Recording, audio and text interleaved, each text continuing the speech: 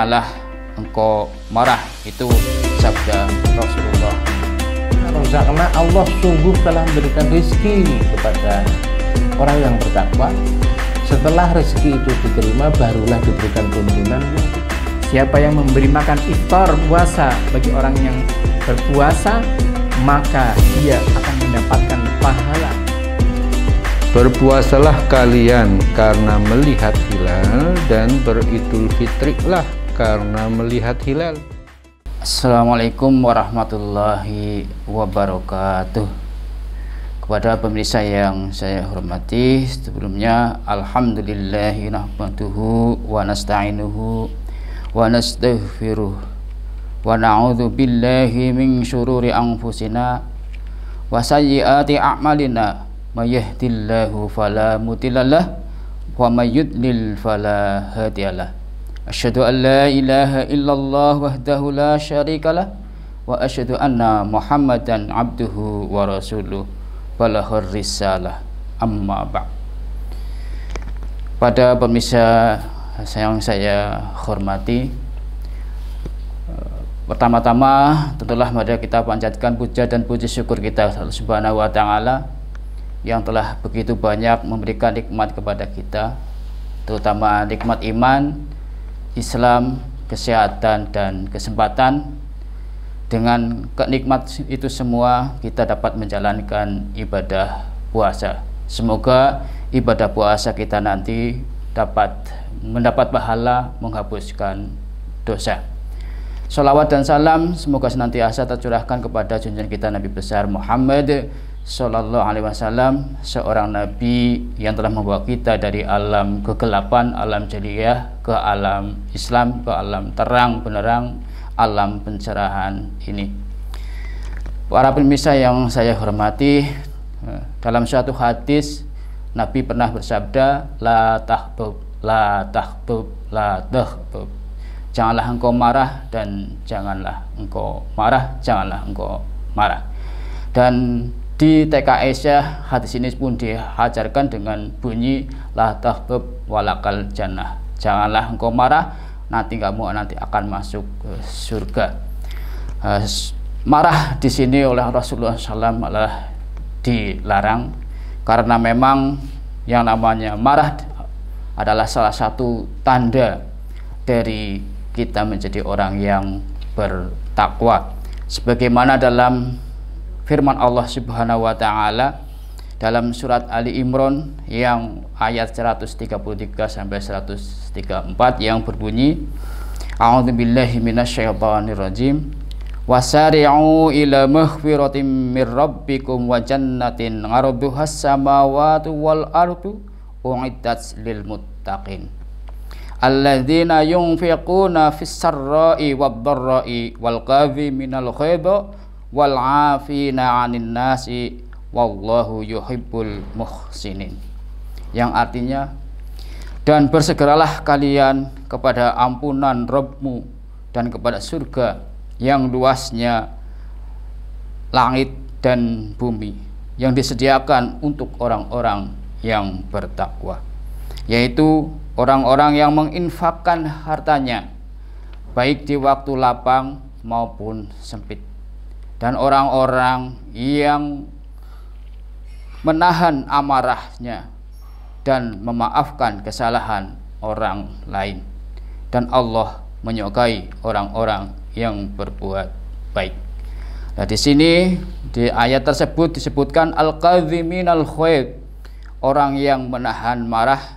Ini menjadi salah satu ciri orang yang bertakwa.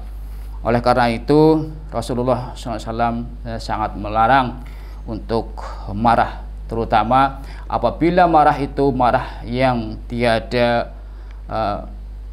penyebabnya, atau marah karena kita dibuli, dibenci oleh orang lain. La tahtub, janganlah engkau marah. Itu sabda Rasulullah Sallallahu Alaihi Wasallam. Para pemirsa yang saya hormati, dalam sejarah Rasulullah SAW, di saat Rasulullah SAW dia dihina, dicaci tentang dirinya, tentang pribadinya, Rasulullah itu tidak pernah marah. Bahkan Rasulullah pernah diludahi, Rasulullah pernah dilempari dengan kotoran hewan, beliau pun tidak marah. Itulah Rasulullah SAW, sifat Rasulullah SAW atas pribadinya.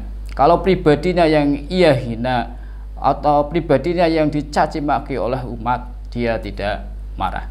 Tetapi para pemirsa yang saya hormati, dikala yang dihina adalah agamanya, yang dihina adalah syariat Allah, maka Rasulullah bukan hanya marah, tapi Rasulullah SAW mengangkat senjata. Maka dari itu Bapak Ibu sekalian saya hormati, tidak boleh marah di sini adalah apabila marah itu tidak ada penyebabnya.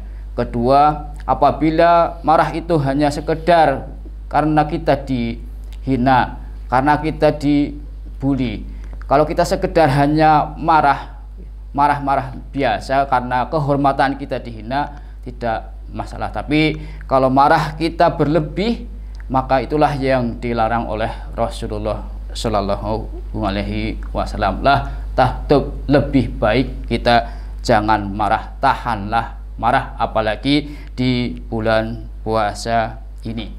Dalam ayat yang lain juga disebutkan, faman afa wa aslaha fa ajruhu 'alallahi innahu la yuhibbudz zalimin wala manin tasara ba'da zulmihi fa ulaika ma 'alaihim min sabil innamas sabilu 'alal ladzina yuzlimuna an-nasa wa yabghuna fil ardi bi ghairil haqq ulaika lahum 'adzabun alim walam sobaro wa khofaro inna dzalika lamin ngazmil umur.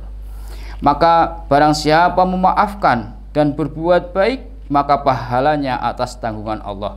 Sesungguhnya dia tidak menyukai orang-orang yang berbuat zalim, dan sesungguhnya orang yang membela diri sesudah teraniaya tidak ada satu dosa pun atas mereka.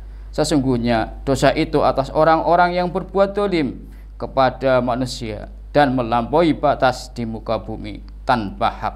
Tapi orang-orang yang bersabar dan memaafkan, sesungguhnya perbuatan yang demikian itu termasuk hal-hal yang diutamakan.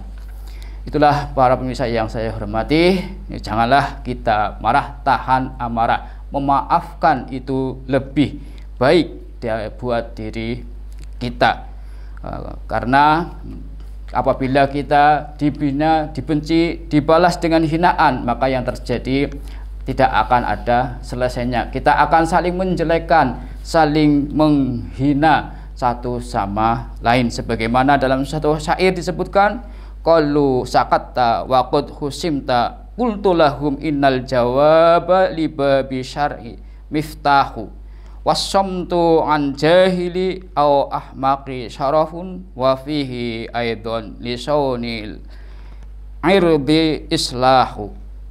Mereka mengatakan, mengapa engkau diam padahal engkau telah dihujat? Maka aku katakan pada mereka, sesungguhnya jawaban itu adalah pintu kerusakan, dan diam dari orang yang jahil atau pandir adalah kemuliaan. Dan dalam diam itu juga perbaikan untuk terjaganya kehormatan. Dalam syair ini yang dinisbatkan kepada Imam Syafi'i, kalau kita menjawab hinaan orang lain, maka akan terbuka pintu kerusakan. Maka lebih baik kita diam. Dengan diam kita akan menjaga kemuliaan kita, kita akan menjaga kehormatan kita. Apalagi Bapak Ibu yang saya hormati, di bulan puasa ini maka tahanlah amarah. Apabila ada orang yang mengejek kita, ada orang yang ingin berdebat dengan kita, maka katakanlah inni mru'un, saya sedang puasa. Semoga dengan kita menjauhi dari hal-hal tersebut, puasa kita akan puasa yang mendapat pahala dan menghapuskan dosa, bukan puasa yang hanya mendapatkan lapar dan dahaga.